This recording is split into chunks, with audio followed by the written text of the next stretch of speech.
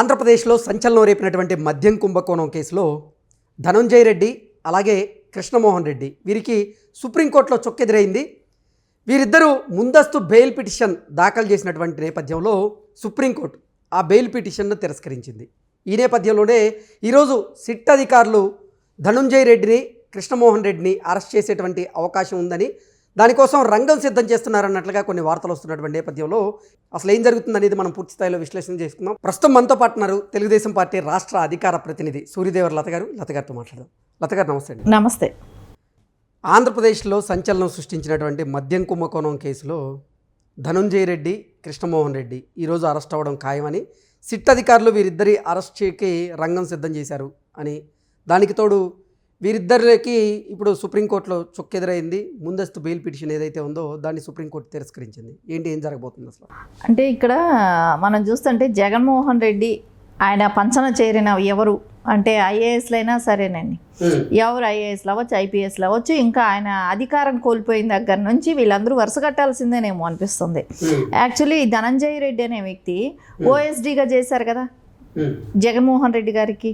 అంటే ఓఎస్డీలకి అందరికీ కూడా దీనిలో ఇన్వాల్వ్మెంట్ ఉందా అంటే జగన్మోహన్ రెడ్డికి తెలియకుండా జరిగిందా ఇవన్నీ? అంటే లేదు కదా, ఆయన తెలిసే జరిగినాయి ఇవన్నీ. ఇప్పుడు ఇవన్నీ చాలా చిన్న చిన్న చేపలు, ఇవన్నీ ఏదో చిన్న సొరచేపలు లాంటివి. మెయిన్ త్రిమింగలం చాలా ఉంది, అది బయట వచ్చే రోజులు కూడా దగ్గరలోనే ఉన్నాయి. సో ఈ చేపలే అన్నీ చెప్తాయి. ఇప్పుడు ఎవరెవరినైతే పట్టుకుంటున్నారో ఈ సొర చేపలంతా కూడా ఆ త్రిమింగలం ఎవరనేది చెప్పే టైం వచ్చేసింది. ఏం చెప్తున్నారు అంటే, విచారణకి హాజరైనటువంటి నిందితులు ఎవరైతే ఉన్నారో వారిని సిఐడి కానీ అలాగే ఈ సిట్ అధికారులు ప్రశ్నల వర్షం వారి మీద కురిపించినప్పుడు వారు అసలు ఒకే మంత్రాన్ని పదే పదే జపం చేస్తున్నట్లుగా, ఆ మంత్రం ఏంటంటే తెలీదు, గుర్తులేదు, మర్చిపోయా, ఇదే మంత్రాన్ని వారు జపం చేస్తున్నట్లుగా కొన్ని వార్తలు వస్తున్నాయి. అసలు సిట్ అధికారులకి ఆ విచారణలో వీరు సహకరించడం లేదు అనేటువంటి వార్తలను చూస్తున్నాం. మరి అసలు నిజంగా తుది లబ్ధిదారులు ఎవరైతే ఉన్నారో వారి పేరు బయటకు వచ్చేటువంటి అవకాశం ఉందా ఈ మద్యం కుంభకోణం అంటే ఏం చెప్తారు? ఇక్కడ తెలిసే అవకాశాలు ఇప్పుడు ఎన్ని రోజులు దాచినా కూడా ఇప్పుడు ఇంత డబ్బులు 1,00,000 కోట్ల వరకు మిస్ అయ్యింది. సో ఈ డబ్బులు ఎక్కడికి వెళ్ళాయి?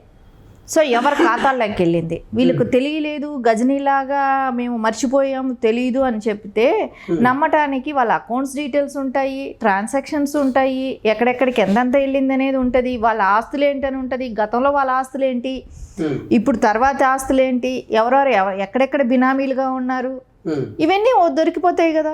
సో మాకు తెలియదన్నంత మాత్రానే చెప్పాల్సిన బాధ్యత గవర్నమెంట్కి కూడా ఉంటుంది.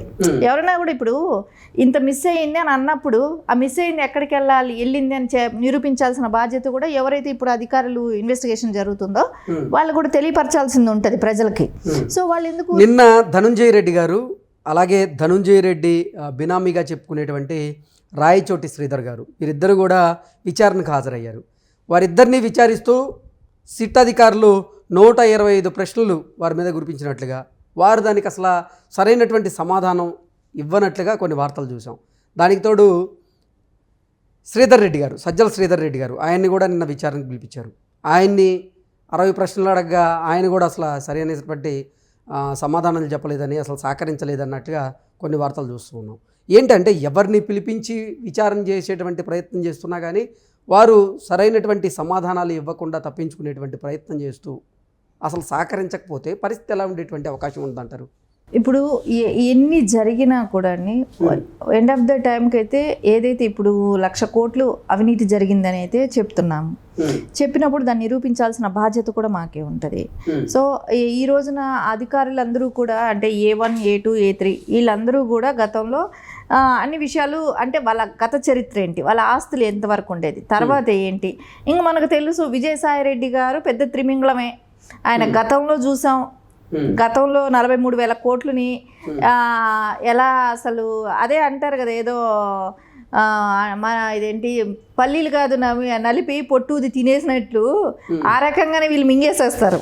సో వాళ్ళకి గతంలో 43,000 కోట్లు, ఇప్పుడు 1,00,000 కోట్లు అంతే. వాళ్ళకి అసలు బాబాయ్ నాకు అసలు సంబంధమే లేదు, ఈ కేసులో నాకు అసలు ఇన్వాల్వ్మెంటే లేదు, ఈ కేసులో ఇన్వాల్వ్ అయిన వాళ్ళు రాజకసిరెడ్డి అంటూ కూడా మీడియా ముందుకు వచ్చి విజయసాయి రెడ్డి మాట్లాడినటువంటి సందర్భాలు మనం చూసాం.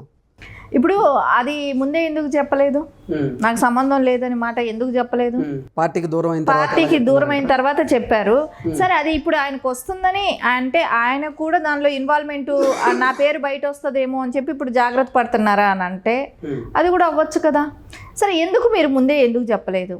సరే, అది కూడా కాకుండా పార్టీ నుంచి ఎప్పుడైతే వెళ్ళిపోతున్నారో అప్పుడే బయటే చెప్పచ్చుగా, నమ్మేవాళ్ళేమోగా. సో అంటే వాళ్ళు ఏమంటున్నారు, ఆయన కూడా ఉన్నాడు, ఇన్వాల్వ్మెంట్ ఉందని అంటున్నారుగా. ఇప్పుడు ఎవరైతే కసిరెడ్డి రాజశేఖర్ రెడ్డి ఉన్నారో ఆయన చెప్తున్నాడు కదా, విజయసాయి రెడ్డి గారిని కూడా ఇన్వాల్వ్ చేసుకుంటున్నారు కదా.